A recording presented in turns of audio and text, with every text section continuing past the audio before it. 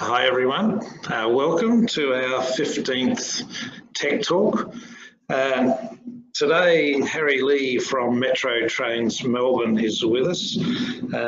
Harry is the Rolling Stock Systems Engineering Manager at MTM. He's been there for roughly this year and a little bit of last year. But before that he worked at Bombardier and Siemens. And before that, he was a university teacher in China. For those of you who are craving a technical discussion, today will satisfy your needs. Harry's going to take you through an interesting presentation around AI, etc., etc. So I'll hand over to Harry, and as usual, we'll have questions at the end. If you have any, please don't forget to type them in when you get near the end. So Harry, I'll leave it with you now. Hello everybody, my name is Harry Lee. Today, thank you for giving me the chance to talk a little bit about artificial intelligence applications in railway operations and rolling stock maintenance planning. So the AI is a rich topic, but today I'm only going to talk a little bit about constraint programming. What is constraint programming? It's actually a artificial intelligence research result. It's called one of the best, because with this approach, the responsibility of human beings to define the problem. Once the problems get defined, then the system will find the solution. So let me give you a simple example. See, here is a sort of a game. Say, if you try to find different values for different characters to make cent plus more equals money, and find the assignment for each of the characters to get the most value for money. Normally the human being would do gradually, but in your minds you've tried to make use of the constraints, which is that each of the characters would have different values. So if you start, say, let's try M with a value of 0. And then you would say maybe S, you have to start with 1 or 2. So in this drawing, if you follow the steps, you could see the logical behind your thinking, and you would find one of the solutions in a few minutes, or sometimes you take more than a few minutes. But to find the most value for the money, it may take quite some time. With constraint programming, it would be easy, because what we need to do is to define a problem. Here, the problem is defined as shown here. See, we say each of the characters cent MORY should take value from 0 to 9. And the values for each character should be different. And then another constraint is a cent plus more equals money. And that's the constraint. And we can actually put another constraint that we want to maximize the value of the money. When this gets defined in the constraint programming language, or one of the languages, in this photo, in this picture, I showed you the language in SWI Prolog, but this is actually a copy from the internet. I don't use Prolog, but I use Java. So I did a Java programming with a library called Jekyll, and I tried to find the solution. I got the most value, which is 10652. You could have a try if you see these values are correct. Now you see from the bar example, you could see that once we have the problem defined, constraint programming can help us find the solution and sometimes find the best solution.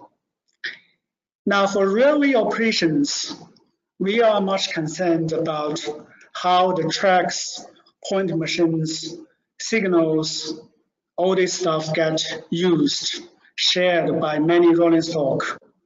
So how can we make sure that we are using these resources efficiently and also safely? This is a normal approach for the fixed blocking system. So for a train to make a movement from signal S1 to signal S7, we need to first check the availability of the tracks, like 1A, 1B is to 1F. So we make sure the tracks are available, not occupied. And also the point machines, P101 and P102, are free to move, not locked to the opposite or incorrect positions. And then we would claim these tracks and try to turn the point machines to the correct position, and then lock everything up, and then clear the signal. When signal S1 is clear, the driver in the field would see the signal status changed into a allowing aspect, and then the train can move into the route to signals S7. So from the resource planning's point of view, we look at each track as a resource that you would, at the beginning, we would like to claim each of the tracks and try to lock it. And once we lock it and we clear the signal, we need time to clear the signal. The train start moving into the tracks 1A, 1B, 1C to 1F. And also the back of the train would gradually leave each track one by one. And once the track becomes vacant, picked up, then that track could be released for other trains to be used. So this diagram shows when two of the routes needs to be set and make a train to continuously move from one to another. So we gradually try to model this sort of thinking, the signal principles into mathematical models so that we can tell the program the relationship when that track have to be locked and when that specific track can be released, and in sequence, in logical sequences. And these are the models. It's a little bit different, but if anybody is interested, you look into the formulas, and if you have any questions, please contact me. And these are the constraints that we try to tell the constraint programming about the signals and the routes and the uses of the tracks. And then once this has been told to the constraint programming solver using proper language, then the program would find a solution which could optimize certain cost functions, so that you could have, in this case, we try to minimize the weighted total delay. So the expected time and actually the real time that you get with weight. The weight is, for different services, you've got different weight priorities. So you've got a weighted cost, and we try to minimize this cost. And here is an example that it's not for real, but it's on the purpose try to challenge the constraint programming. That we try to send 5 trains from Flinders to Richmond on the Sandringham line, and also the 3 trains from Richmond to Flinders simultaneously. That's quite a challenge because there are many conflicts there. Each of the trains would try to use the tracks to move. And so this is the result after 1 second, the problem being given to the constraint programming. Then the solution has been found and all the conflicts has been resolved. And you could see, of course, certain trains has to be delayed to give you to other trains. So this is how we could use constraint programming to dynamically schedule the movements of the trains. Now, I think about 2 examples have give you quite a feeling that once we have defined the problems, the constraint programming would be able to solve it for us. So for the remaining time, I would go and try to talk a little bit about rolling stock maintenance planning. And rolling stock maintenance is a complex topic. So I will start talking about a little bit maintenance. The maintenance for the first generation, roughly in 1930s, is just fix whatever if it breaks. But gradually, after the Second World War, the second generation of maintenance facilities come in. We try to take some preventive maintenance and also have some scheduled overhaul, try to prevent, to change the parts before it fails, so that we could have a more reliable service from the systems. But from the 1970s, the United Airlines starts to investigate a bit more about maintenance, and they find a solution we call it third generation reliability-centered maintenance. The idea is to try to monitor the conditions of the systems and do a thorough analysis about the failure modes and also the effects and the criticality, and then design accordingly, taking all this into consideration. It was introduced in the 1970s in the United Airlines, but gradually was being adopted to different industries, like in the mid-1970s, the US military take this approach. And gradually other industries follow in. Actually now we have standards, international standards on it. So why RCM, or reliability-centered maintenance, become a topic and being adopted by the industries? Because it has benefits. And there is a comparison, say, for the DC airplane, that's before RCM. It's an old, simpler airplane, but for that plane, you got 339 TBO equipments. But after the RCM been adapted on DC-10, which is a bit more complicated machine airplane, the TBO items reduced to 7. That actually saves lots of money.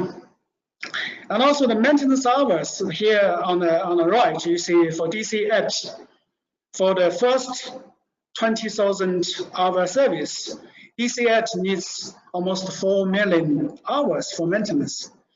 But Boeing 747, which takes the RCM approach in design, also for maintenance, only needs about 66,000, which is quite reduced in the maintenance man hours and of course cost.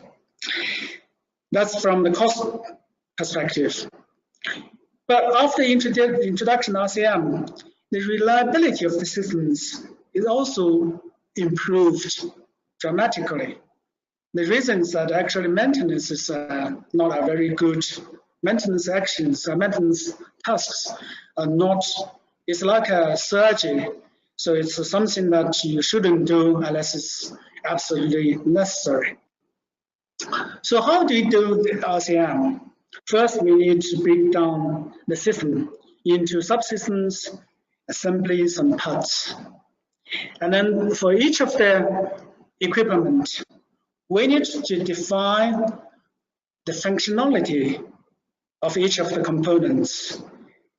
So what it's supposed to do, and the performance standards, how good is good enough for each of the components to serve the whole purpose. And then we need to find various different ways it could fail. So what causes the fail, and what is the evidence that the fail happens? And then we need to analyze how likely the failure could happen and what are the consequences. And then we need to decide if the failure could be predicted or prevented. And then accordingly, we choose different maintenance methods. Here in this diagram, we showed for each of the failure modes, these questions we need to ask and answer. So is the failure safety impact, is it related to safety? And if it's yes, we need to think about is if it's condition directed maintenance effective. That means that can we, by monitoring the performance or status of the equipment, to predict that the failure is coming? And if it's not, then we have to take TDM into consideration, that is time-based maintenance. And if that is, again, not effective, maybe that's because the design is not sound enough, so we need to redesign. But if CDM is effective, we could take CDM. Another branch, if not safety impact, we would ask if the failure mode could affect mission, the completion of the mission, or would affect impact damage to the systems. If it's not, then we could safely say, okay, let's just use it until it fails. For many of the equipment, we used to think about the reliability in the bathtub curve, but actually that's not true. According to the maintenance requirements analysis manual by Transport for New South Wales, only roughly 10% falls into this category. Nearly 90% actually it doesn't follow this reliability curve, because many of the failures are random. For those things, we actually, it's better to adapt CDM. So when we take the CDM approach, we are seeing that the failures could be predicted by potential failure symptoms. And if we could, by analysis, we found that certain failures could be predicted, then we could take action and say, okay, because of the symptoms, and we take time to do the analysis and do the maintenance accordingly, planning the maintenance accordingly. So once we have done the analysis, we would find the tasks to do the maintenance. And each task maintenance task could actually be divided into, further divided into different actions. And each action have to be, needs certain maintainers and also equipment and facilities. So we need to specify all these resources. And then we need to define the tasks and actions and the cost, total cost for the maintenance of the rolling stock. So these are the models we try to understand how the actions and facilities and the rules and equipment needs to coordinate to be used into the maintenance of the rolling stock stuff. And the availability of resources, including the maintainers and the facilities.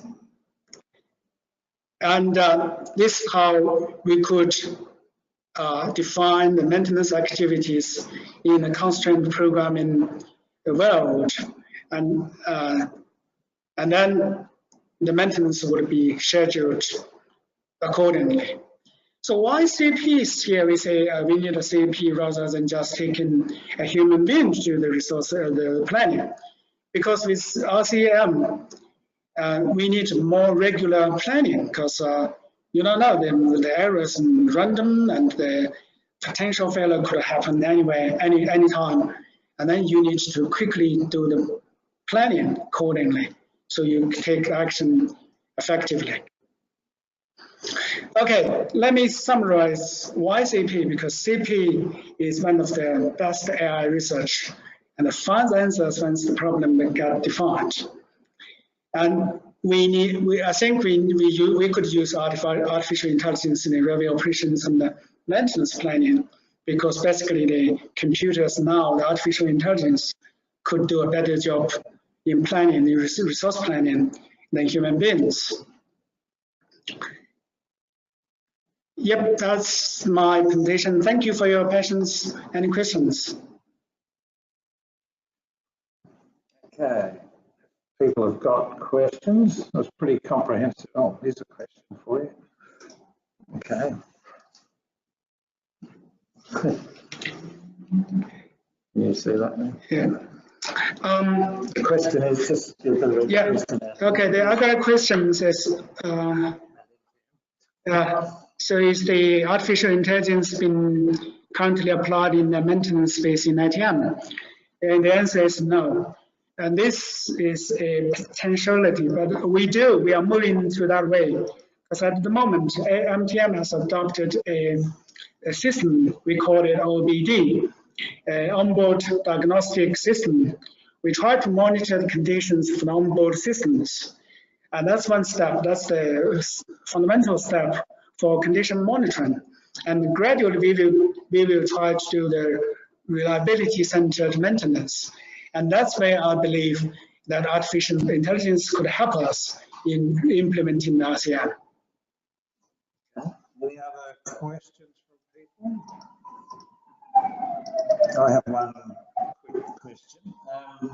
Clearly, this approach can be overlaid as rolling stock technology improves and maintenance is part of the technology on the rolling stock. You can still use this method, but I assume it means that you have two ways in which you can control your maintenance processes. So is that true? I mean, I knew the rolling stock of 2020 is going to be better than the rolling stock of 1990. Yeah, that's for sure. As the rolling stock or any other industries, gradually from the designing phase, the maintenance would be a very important part of consideration in designing.